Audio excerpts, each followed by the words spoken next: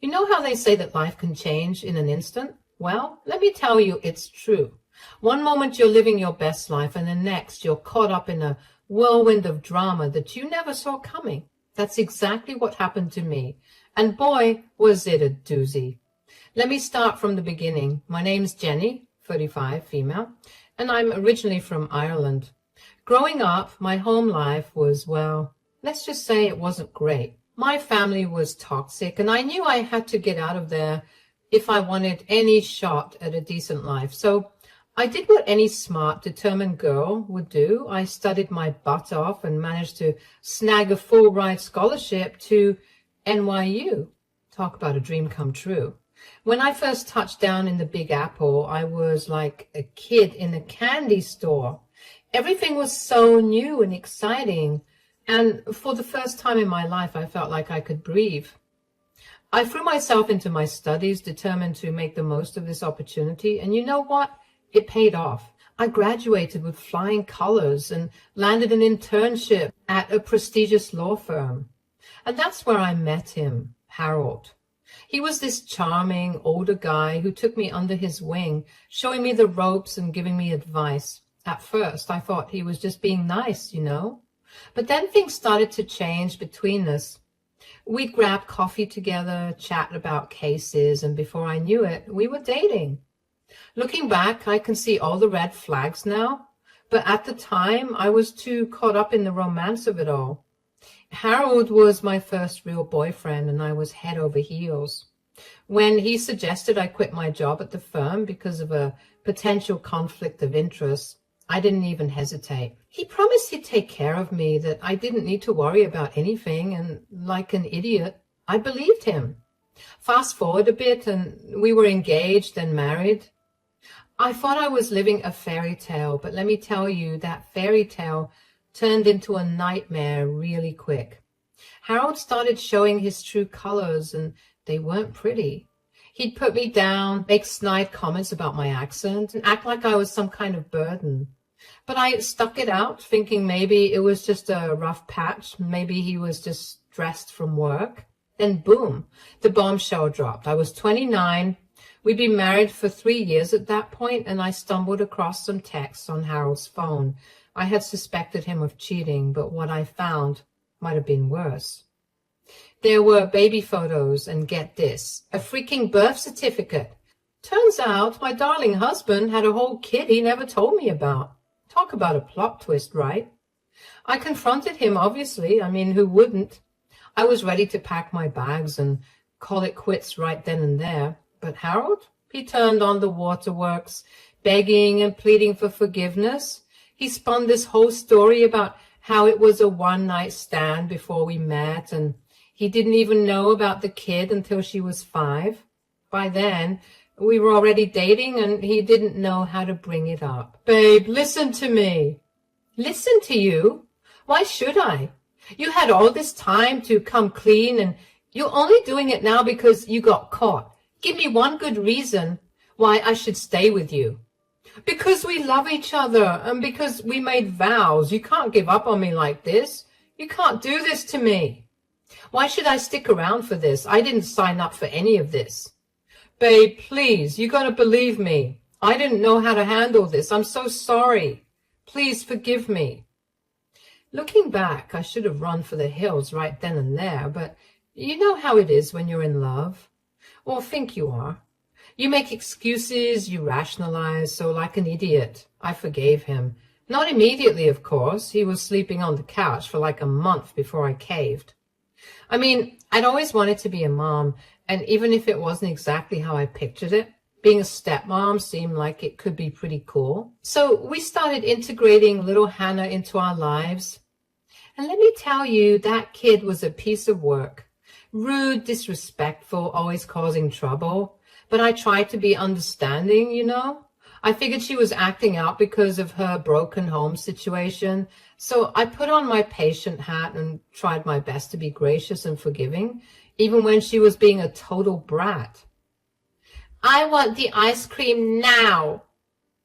And we'll get it for you, sweetie. You just have to be a bit patient, okay? I have to drop off some clothes at Goodwill. and then we'll get whatever ice cream you want. Goodwill? Why do you want to help those poor people? I don't care about them. That's not a very nice thing to say. They are people in need and they need our help. I don't care. I hope they all die. And don't tell me what's nice and what's not nice. You're not my mom. I know, sweetie, but I'm just trying to make you see. Don't call me sweetie, you old hag. You're nothing like my mommy. She's pretty and you're ugly. Why did Dad even marry you? That's enough, you little brat. You better behave before we drop you off the side of the road and not look back. You wouldn't do that to me. Try me, missy. You won't be missed. That's not necessary, babe. That's quite mean. Stay out of it. As time went on, things just kept getting worse. It was like turning 30 flipped a switch in Harold.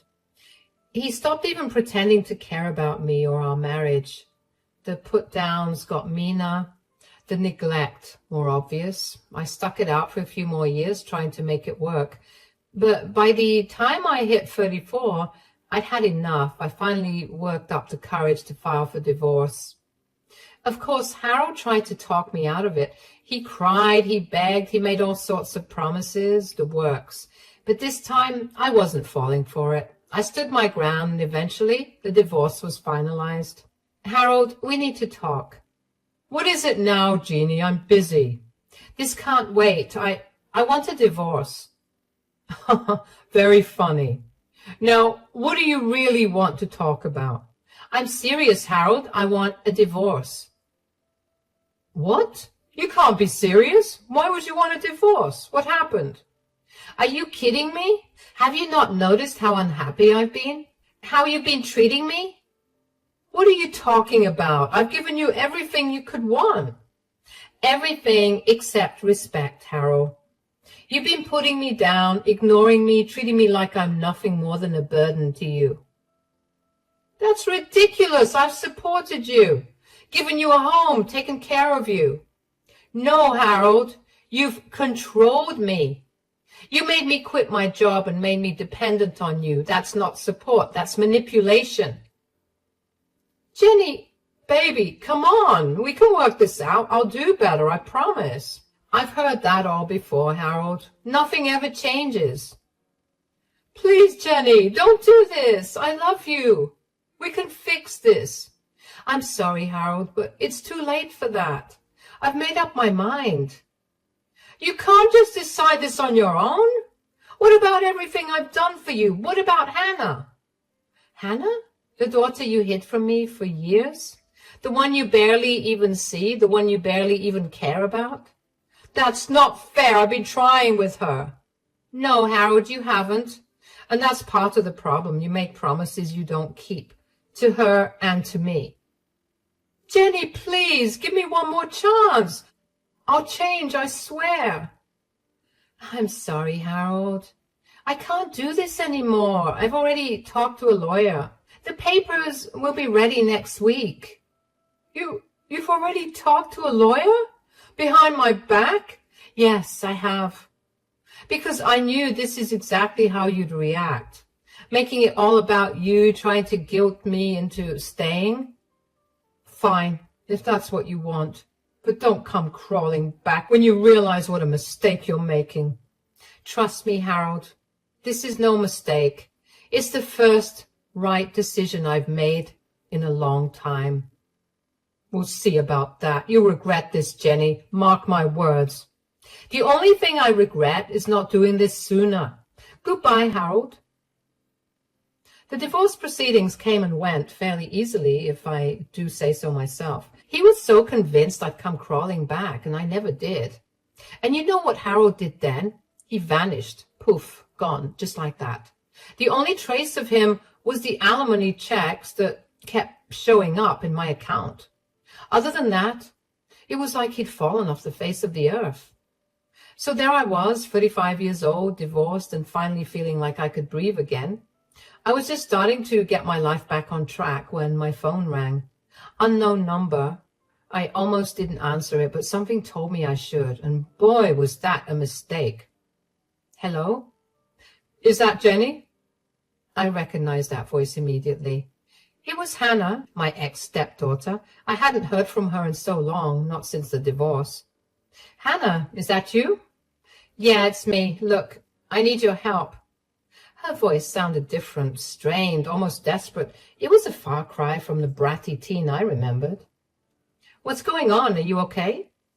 I'm in trouble. I need money. A lot of money. I felt my heart sink. Of course she was calling about money.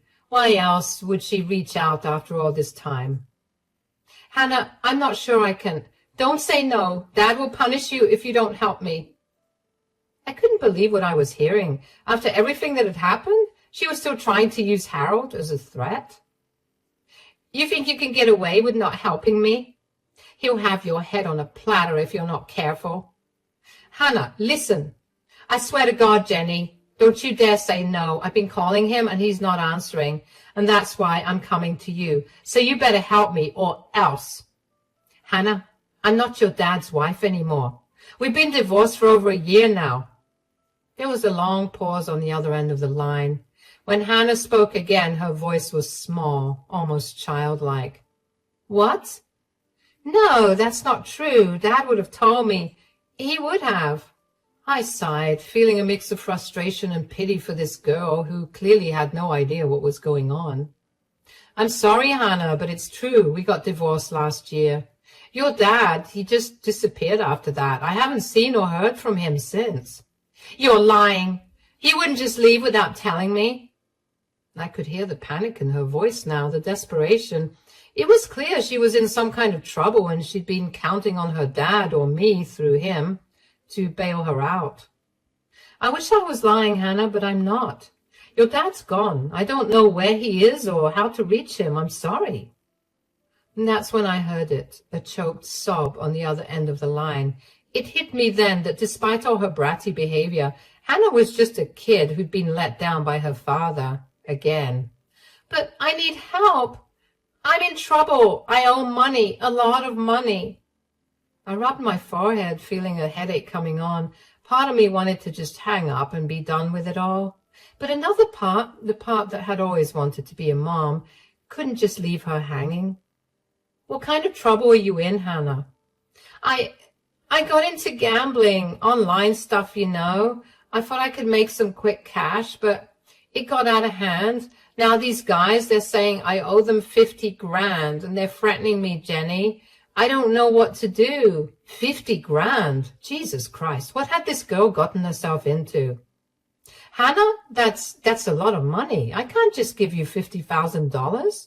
Where am I going to get that kind of money? I knew you'd be useless. Excuse me? You're a pathetic nobody. No wonder he left you. Actually, it was me who divorced your deadbeat of a dad. Yeah, turns out he wasn't being crappy just to you, sweetheart. Oh, and with the way you're treating me now, I can see that the apple didn't fall far from the tree. As I stood there, phone in hand, listening to Hannah's increasingly desperate insults, I felt something inside me snap. All the patience, all the understanding I've been trying to muster, it just evaporated. Why are you so broke? Why can't you help me? You're so useless. You've always been useless. They're going to kill me, Jenny. And whose fault is that, Hannah? Who decided to gamble away money they didn't have? That's not fair. I made a mistake. I'm sorry, okay? I'm really, really sorry. Sorry doesn't cut it, Hannah. Not this time. Do you have any idea what you're asking of me? $50,000 isn't pocket change. I know, but you're the only one I can turn to. Please, Jenny, I'm begging you. I took a deep breath, trying to calm myself, and I had been planning to help her despite everything, but her attitude and the way she was lashing out, it was too much. You know what, Hannah? I was actually considering helping you. Really? Oh, thank God. I knew you. I said I was considering it, past tense. What? What do you mean? I mean that I've changed my mind. Your behavior right now, the way you're speaking to me, it's unacceptable. No, Jenny, please. I didn't mean to. Save it, Hannah. I'm done. I've put up with your awful behavior for years, always making excuses for you. And I get it. You're a young, dumb kid. But I don't know where you get off talking to people this way. I would always stick up for you, even for your deadbeat of a dad, but I'm not doing it anymore. Jenny, please, I'm sorry. I'll do anything. Goodbye, Hannah. With that, I hung up the phone. My hand was shaking as I navigated to my contacts and blocked her number. As soon as it was done, I felt a wave of emotions wash over me. Relief, guilt, anger, sadness. It was overwhelming. I sank down onto my couch, my mind racing. Had I done the right thing? Part of me felt terrible for abandoning Hannah when she was clearly in trouble. But another part, a stronger part, knew that I had to protect myself. I couldn't keep setting myself on fire to keep others warm. Weeks turned into months. I threw myself into my work, started taking yoga classes, and even began dating again. For the first time in years, I felt like I was living my life for me, not for anyone else. It was about 6 months after that fateful phone call when I ran into an old colleague from the law firm where I'd first met Harold. We decided to grab a coffee and catch up. So, how have you been, Tom? Still slaving away at Johnson and Partners? You know it. Someone's got to keep that place running. And how about you? How's life post-Harold treating you? I couldn't help but smile at that. Honestly, it's been great. I feel like I'm finally living my life on my own terms. Tom nodded, but there was something in his expression that made me pause. What is it, Tom? You've got that look. I didn't want to bring it up, but have you heard anything about Harold recently? I felt my stomach clench. Part of me wanted to say no, to change the subject and pretend I didn't care, but curiosity got the better of me. No, I haven't. Why? What's going on? Tom looked uncomfortable, stirring his coffee unnecessarily. Well, it's just rumors, you understand, but word around the office is that he's been struggling. Struggling? How? I felt like I'd been punched in the gut. Despite everything, a part of me still cared about Harold, or at least cared about the man I thought he had been. How bad is it? Bad enough that the partners are talking about it. He hasn't shown up to work in months, just vanished. I sat back in my chair trying to process this information. Harold gambling and drinking? It didn't seem possible. He'd always been so put together, so in control. But what about his job, his clients? From what I hear, they've been reassigned. The official line is that he's on an extended sabbatical, but, well, you can imagine how that's going over. I nodded, my mind racing. Harold just didn't abandon everyone he knew. He abandoned his livelihood as well. What if he wasn't even alive anymore? Jenny, you okay? I blinked, realizing I'd been lost in thought. Yeah, sorry, it's just a lot to take in. Tom reached across the table and patted my hand. I'm sorry, I shouldn't have said anything. It's not your problem anymore.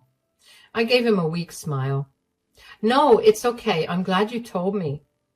We finished our coffee, chatting about lighter topics, but my mind kept wandering back to Harold and Hannah. As I drove home, I couldn't shake the feeling that something was very, very wrong. Over the next few weeks, I found myself thinking about Harold and Hannah more and more. I'd catch myself wondering where they were, if they were okay. But every time these thoughts crept in, I'd remind myself of all the pain, all the stress they put me through. I'd remind myself that I'd made the right choice in cutting them out of my life. But then one rainy Tuesday afternoon, everything changed. I was at work. Obviously, I started working again after the divorce to support myself. Buried in paperwork when my phone rang.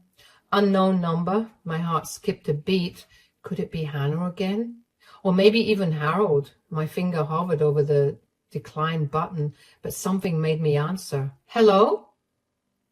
Is this Jenny O'Brien? Yes, this is her. Who's calling? Miss O'Brien, this is Detective Michael Santos with the NYPD. I'm calling about Harold Thompson. I felt my blood run cold. What about him? Miss O'Brien, I'm sorry to inform you that Mr. Thompson was found deceased in his apartment this morning. The world seemed to stop. I couldn't breathe, couldn't think. What? I understand this must be a shock. Were you and Mr. Thompson close? I laughed, a harsh, bitter sound that surprised even me. We were divorced over a year ago. I haven't spoken to him since. There was a pause on the other end of the line. I see. Well, Miss O'Brien, the reason I'm calling is that you're listed as Mr. Thompson's emergency contact. We've been unable to reach his daughter, Hannah. Of course, of course. Hannah hadn't bothered to change his emergency contact, and of course, Hannah was nowhere to be found. What do you need from me, detective? We need someone to come down to the station to answer some questions and to identify the body. I closed my eyes, feeling a headache coming on. All right, I'll be there as soon as I can. As I hung up the phone, I felt like I was in a daze. Harold was dead. The man I'd once loved, once planned to spend my life with, was gone. And now, somehow, I was responsible for dealing with the aftermath. I called my boss, explained the situation, and headed to the police station. The next few hours were a blur of questions, paperwork, and the grim task of identifying Harold's body. He looked old, worn out, nothing like the confident, charismatic man I'd married.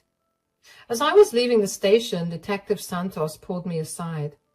Miss O'Brien, there's something else you should know. I braced myself, wondering what else could possibly go wrong. What is it? We found some concerning items in Mr. Thompson's apartment. Evidence of heavy gambling debts and threats from loan sharks, and, well, there's no easy way to say this. We believe his death may not have been accidental. I felt my knees go weak. I grabbed onto the wall for support. Are you saying he was murdered? We're not sure yet, but it's a possibility. We're investigating. I nodded, unable to form words. As I stumbled out of the police station, I felt like I was drowning. How had things gone so wrong? How had the man I once loved ended up like this? Over the next few days, I found myself thrust into a role I never expected, executor of Harold's estate. It was a mess, to put it mildly. Harold had left behind a mountain of debt, a trashed apartment, and countless loose ends that needed tying up. As I sorted through his belongings, I came across photo after photo of Hannah. Harold smiled proudly at her high school graduation. The two of them are on a fishing trip, family portraits where I had been carefully cropped out. It was like looking at a life I had never been a part of, a side of Harold I had never truly known. And through it all, Hannah was still nowhere to be found. I tried calling her, even unblocking her number, but it just went straight to voicemail. I left message after message, each one more urgent than the last. Hannah, it's Jenny. Please call me back. It's about your father. It's important. Hannah, where are you? The police are looking for you. Please just let someone know you're okay. Hannah, I know things ended badly between us, but please, your father is dead. You need to come home. But there was never any response. As the days turned into weeks, I found myself worrying more and more about her. Where was she? Was she safe? Did she even know what had happened to her father? It was a month after Harold's death when I finally got a lead.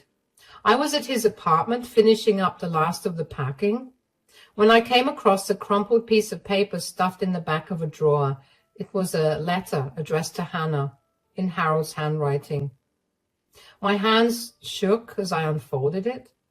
Hannah, I know I've let you down. I know I haven't been the father you deserved, but I want you to know that I love you. I've always loved you, even when I didn't show it. I'm in trouble, sweetheart, big trouble. I've made some bad decisions and gotten in with some bad people. I thought I could handle it, thought I could win it all back, but I was wrong.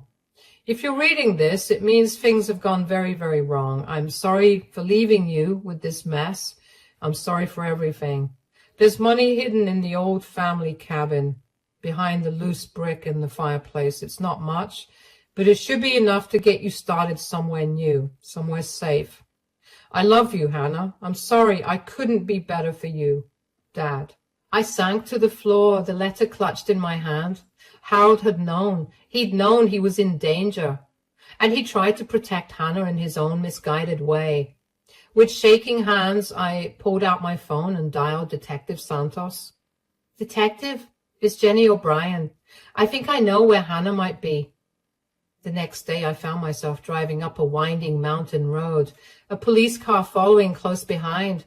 The old family cabin turned out to be a run-down shack in the Catskills, miles from the nearest town. As we pulled up, I saw a flicker of movement behind a curtain. My heart raced. Could it be her? Detective Santos and his partner approached the cabin cautiously, hands on their weapons. I stayed by the car, my heart in my throat. Hannah Thompson, this is the police. We need you to come out with your hands up. For a long moment, nothing happened, and then, slowly, the door creaked open, and there she was. Hannah looked terrible. Her hair was matted, her clothes were dirty and torn. She was rail thin with dark circles under her eyes, but she was alive. Jenny, what are you doing here? I took a step forward, my heart breaking at the sight of her. Hannah, I'm so sorry, your father. Her face crumpled, and suddenly she was sobbing, great heaving sobs that shook her entire body. Without thinking, I rushed forward and wrapped my arms around her, and she clung to me like a drowning person, her tears soaking my shirt. I didn't know. I'd been hiding. I was so scared. I stroked her hair, murmuring soothing words. At that moment, all the anger, all the resentment I'd felt towards her melted away. She wasn't the bratty teenager who had made my life hell. She was a scared, lost girl who had lost her father. It's okay, Hannah. It's okay. You're safe now. I've got you. As the police officers approached, I felt Hannah tense in my arms. No, please don't let them take me. I looked at Detective Santos silently pleading, and he nodded, understanding. It's all right, Miss Thompson. We just want to ask you a few questions. You're not in any trouble. Slowly, gently, I led Hannah to the police car. As we drove back to the city, she told us everything, how she'd been hiding from the loan sharks, terrified they would come after her, how she'd been too scared to turn on her phone to reach out to anyone, how she'd been surviving on the small stash of cash and canned food her father had left in the cabin. It was a long, painful conversation, but as Hannah talked, I could see a weight lifted from her shoulders. She wasn't alone anymore. She didn't have to carry this burden by herself. When we got back to the city, I made a decision. I couldn't abandon Hannah, not again, not when she needed help more than ever. Hannah, why don't you come and stay with me for a while, just until we get everything sorted out? She looked at me, her eyes wide with surprise and hope. Really? You do that after everything? I nodded, squeezing her hand. Really, we're family, Hannah. Complicated, messy family, but family nonetheless. As we walked into my apartment, I knew things wouldn't be easy. There was still so much to deal with. Harold's estate, the police investigation, Hannah's own legal troubles. But for the first time in a long time, I felt like we were moving in the right direction. That night, as I lay in bed listening to the soft sounds of Hannah sleeping in the guest room, I thought about the twists and turns that had brought us to this point. I thought about Harold, about the man he had been and the man he became. I thought about forgiveness and second chances, and the strange, unpredictable ways that life can bring people together. And I realized that sometimes revenge doesn't feel as sweet as it's chalked up to be. Sometimes the universe handles your own battles in ways you never expected. Don't get me wrong, Harold was an awful man to me and his daughter, and it looked like he got his just dues. Even Hannah, in all her brattiness, managed to get her just desserts too. And I feel like she's done her time, and now is the time for second chances. As I drifted off to sleep, I made a silent promise to Hannah, to myself, and yes, even to Harold's memory. We would get through this together, because that's what family does.